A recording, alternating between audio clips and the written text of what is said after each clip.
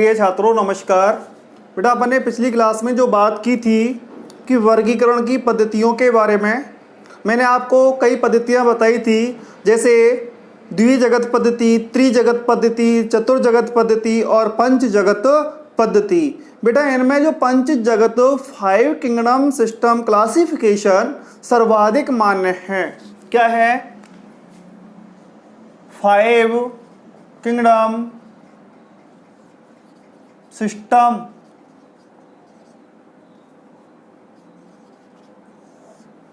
पंचजगत पद्धति। ठीक है बेटा, और आपको मैंने बताया था ये जो पंचजगत पद्धति है वो किसके द्वारा दी गई बेटा? R.H. व्हीटेकर के द्वारा। किसके द्वारा? R.H. व्हीटेकर के द्वारा दी गई। कब दी गई? 1969 में। कब दी गई बेटा? 1969 में R.H. व्हीटेकर के द्वारा ये जो पद्धति है वो क्या की गई? प्रतिपादित की गई।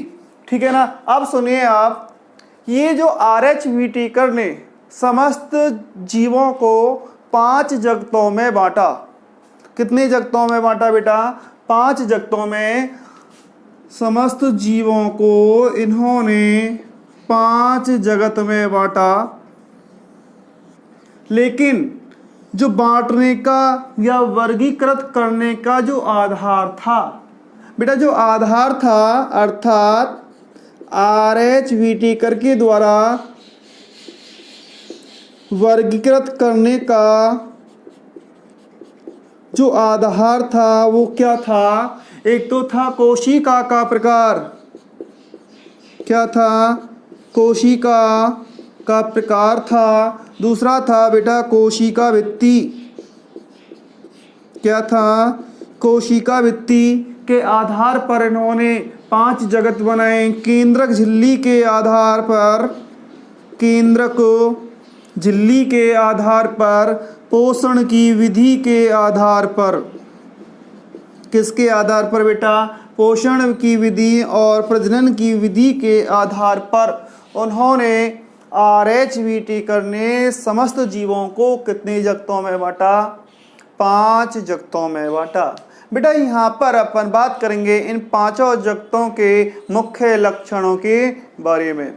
देखो 5 जगत कौन से थे? एक तो था बेटा मोनेरा, ठीक। दूसरा था प्रोटिस्टा, तीसरा था फंजाई या कवक, चौथा था प्लांटी जिसमें पादपों को रखा गया, और 5वां क्या था? एनिमेलिया।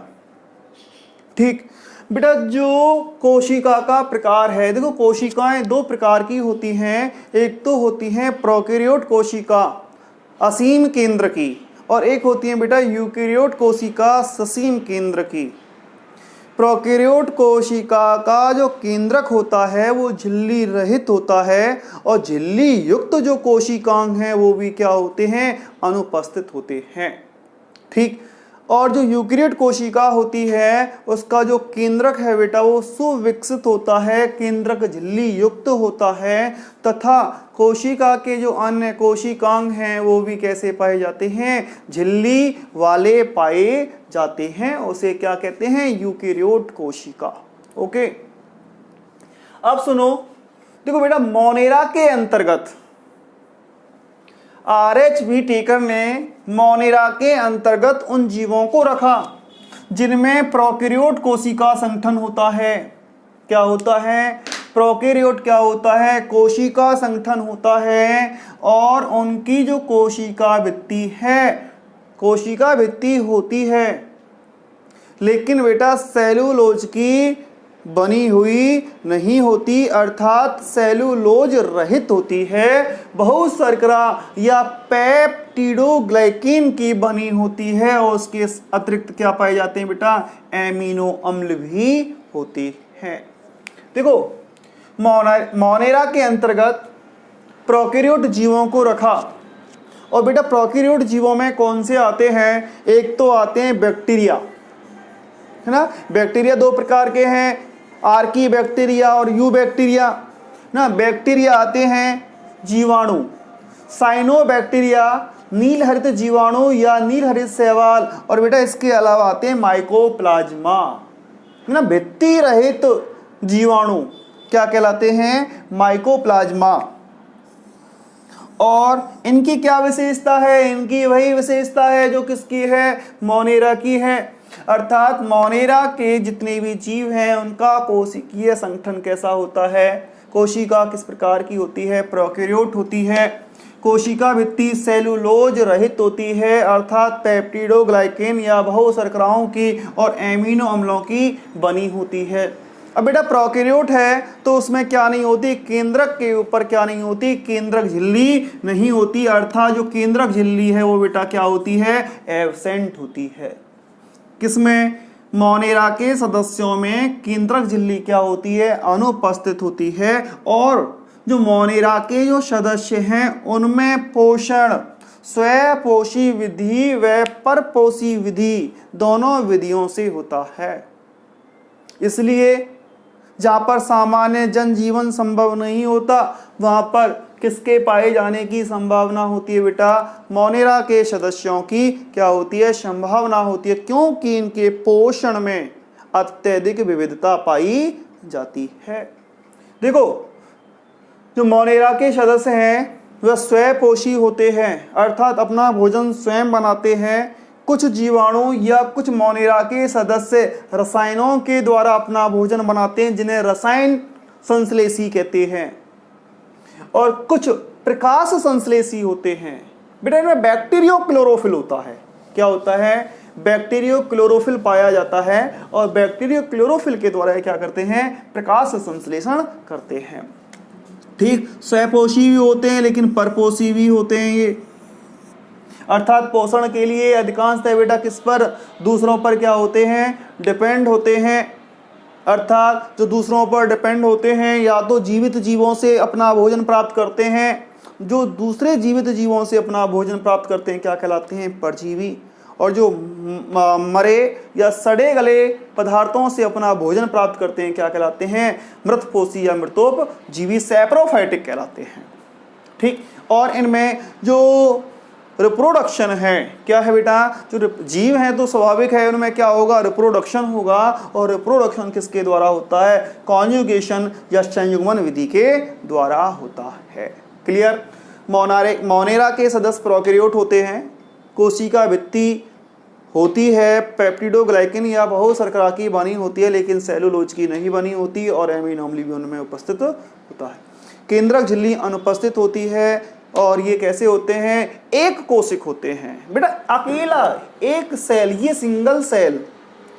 क्या जो सिंगल सेल है वो स्वतंत्र रूप से क्या करती है? अपने सभी जैविक प्रक्रमों को क्या करती है? संपन्न करती है। एक कोशिक होते हैं। उदाहरण मैंने आपको बताया था साइनोबैक्टीरिया, नील हरित जीवाणु या नील हरित शैवाल, माइकोप्लाज्मा कोशिका भित्ति रहित जीवाणु होते हैं ये। ठीक है बेटा, इसके अलावा बैक्टीरिया हैं, यूबैक्टीरिया, बैक्टीरिया जैसे कि बैक्टीरिया आप जानते हो टाइफाइड का बैक्टीरिया, डिप्लोकोकस, है ना, सॉरी, तो जो निमोनिया का बैक्टीरिया है वो डिप्लोकोकस न्यूमोनी या स्ट्रेप्टोकोकस न्यूमोनी है या नहीं? ठीक बेटा, टीबी का, क्षय रोग का, बताओ क्या है बैक्टीरिया? बताओ बेटा। इसका जो क्षय रोग का जो जीवाणु है उसका नाम है माइकोबैक्टीरियम ट्यूबरकुलोसिस। क्या है? देखो अब बात करते हैं अपन किसके बारे में? प्रोटिस्टा के बारे में। ठीक बेटा, दूसरा जगत कौन सा है? प्रोटिस्टा। जो प्रोटिस्टा के सदस्य हैं उनका जो कोशिकीय संगठन होता है वो यूकेरियोट प्रकार का होता है, अर्थात केंद्रक के ऊपर केंद्रक झिल्ली पाई जाती है। अच्छे प्रकार का या सुविकसित कोशिकीय संगठन पाया जाता है। जो कोशिका के कोशिकांग होते हैं वो झिल्ली वाले भी होते हैं, है ना। झिल्ली युक्त तो कोशिकांग बेटा इनमें क्या होते हैं? उपस्थित होते हैं। बात करते हैं कोशिका भित्ति की। कुछ में कोशिका भित्ति होती है और कुछ में नहीं होती। ठीक है बेटा, केंद्रक झिल्ली है। अब जो यूकेरियोट है तो स्वाभाविक है केंद्रक झिल्ली क्या होगी बेटा? इनमें प्रेजेंट होती है। क्या होती है? केंद्रक झिल्ली क्या होती है बेटा? प्रेजेंट होती है, क्योंकि कोशिकीय संगठन कौन सा है? यूकेरियोट प्रकार का है। ये भी बेटा एक कोशिक होते हैं। कैसे होते हैं? यूनिसेल्युलर होते हैं, एक कोशिक होते हैं और इनमें जो पोषण होता है स्वपोषी भी होता है और कैसे होते हैं बेटा, परपोषी भी होते हैं। स्वपोषी बेटा कैसे होते हैं, प्रकाश संश्लेषी क्या होते हैं, है ना, ये रसायन संश्लेषी नहीं होते, केवल अगर स्वपोषण होता है उनमें तो कौन सी विधि के द्वारा, प्रकाश संश्लेषण के द्वारा ही होता है। ठीक, और अधिकांशतः कैसे होते हैं, परपोषी होते हैं, अर्थात अधिकांशतः अपने भोजन के लिए बेटा किस पर, दूसरों पर क्या होते हैं, निर्भर होते हैं। ठीक, और इनमें जो रिप्रोडक्शन है वो गैमेट फ्यूजन युग्मक संलयन एवं संयुग्मन के द्वारा होता है। और इसके उदाहरणों की बात करें अपन, जैसे युगलिना है, युगलिना को आप जानते हो, युगलिना को अपन क्या कहते हैं बेटा, जंतु व पादप के मध्य की योजक कड़ी कहा जाता है, अर्थात जंतुओं के भी लक्षण पाए जाते हैं और पादपों के भी क्या पाए जाते हैं, इनमें लक्षण पाए जाते हैं। प्रोटोजोआ सुन रखा होगा आपने, है ना, मलेरिया रोग प्रोटोजोआ जनित है, प्लाज्मोडियम। ठीक है बेटा, ये जो प्रोटिस्टा हैं ना तो पादप हैं और ना ही क्या हैं, प्राणी हैं। ठीक है ना, लेकिन कोशिकीय संगठन कैसा है, यूकेरियोट प्रकार का है और ये कैसे होते हैं बेटा, एक कोशिक होते हैं। ठीक, बात करते हैं अपन फंजाई के बारे में, कवक के बारे में। फंजाई को क्या कहते हैं बेटा, कवक। ठीक, जो फंजाई हैं वो यूकेरियोट होते हैं और इनमें जो कोशिका भित्ति है वो उपस्थित होती है, और जो कवकों की जो कोशिका भित्ति है वो किसकी बनी होती है, काइटिन की बनी होती है ना। कोशिका भित्ति किसकी होती है, काइटिन की होती है। इनमें जो केंद्रक झिल्ली है बेटा वो क्या होती है, उपस्थित होती है, और ये बहुकोशिक होते हैं लेकिन अदृढ़ होते हैं। कोशिकाएं दृढ़ रूप से बनी हुई नहीं होती। ठीक है बेटा, और इनमें जो पोषण है वो परपोषी होते हैं, ये कभी भी स्वपोषी, कवक कभी भी स्वपोषी नहीं होते। कैसे होते हैं, परपोषी होते हैं। क्या होते हैं, परपोषी होते हैं। या तो ये मृतोपजीवी के रूप में पाए जाते हैं या परजीवी के रूप में होते हैं। जैसे आपके ऊपर, आपके शरीर में दाद, खाज, खुजली होती है, वो किसके कारण होती है, कवक के कारण। ठीक बेटा, अब आपने सड़े गले पदार्थों पर वो सांप की सी छतरियां देखी होंगी जिसे मशरूम कहते हैं, वो कैसे हैं, मृतोपजीवी हैं। ठीक है बेटा, और इनमें जो रिप्रोडक्शन होता है वो किसके द्वारा होता है, फर्टिलाइजेशन, निषेचन के द्वारा होता है। एग्जाम्पलों की बात करें, जैसे मशरूम है, मशरूम आपने देखी होगी। ठीक है बेटा, सांप की सी छतरियां होती हैं, है ना। अब तो मशरूम को कुछ खाद्य मशरूम भी उत्पादित की जा रही हैं जिन्हें भोजन के रूप में खाया जाता है, जिनमें प्रोटीन की क्या होती है, बहुत अधिक मात्रा होती है।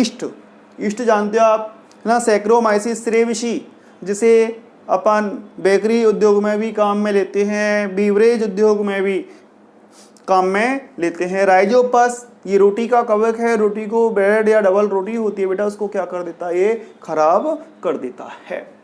अब अगले जगत की बात करते हैं। अगला जगत है आपका कौन सा, प्लांटी। और प्लांटी में बेटा समस्त किसको रखा गया है, पादपों को रखा गया है। किसको रखा गया है, पादपों को। जितने भी पादप हैं वो सब कैसे होते हैं, यूकेरियोट होते हैं। क्या होते हैं, यूकेरियोट होते हैं। इनमें जो कोशिका भित्ति है वो सेलुलोज युक्त होती है।